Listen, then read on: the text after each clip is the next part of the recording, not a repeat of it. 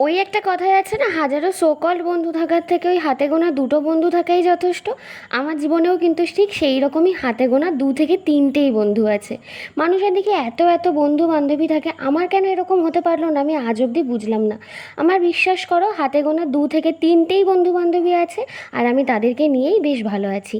এই দিনটা ছিল আমারই এক বান্ধবীর বাড়িতে আমাদের আইবুড়ো ভাত। আর রাস্তা দিয়ে যাওয়ার পথে দেখো এরকম কানেরটা আমার খুলে গেছিলো, কিন্তু ভাগ্যিস আমার কোলের ওপরেই পড়েছিল। ওর বাড়িতে চলে যাই আর ও নিজে হাতে সব কিছু রান্না বান্না করে, এমনকি থালাগুলো কালার ওই কিন্তু করেছিল। ওর হাতের কাজ ভীষণই ভালো। তোমরা দেখলেই বুঝতে পারবে যে ঠিক কতটা প্রফেশনালভাবে ওর কাজগুলো ও করে। তো আমার বান্ধবীকে তো তোমাদের আগেই দেখালাম। আর ও কিন্তু এত কিছু আয়োজন করেছিল, যেগুলো আমি তো খেয়ে পুরোপুরি শেষও করতে পারিনি।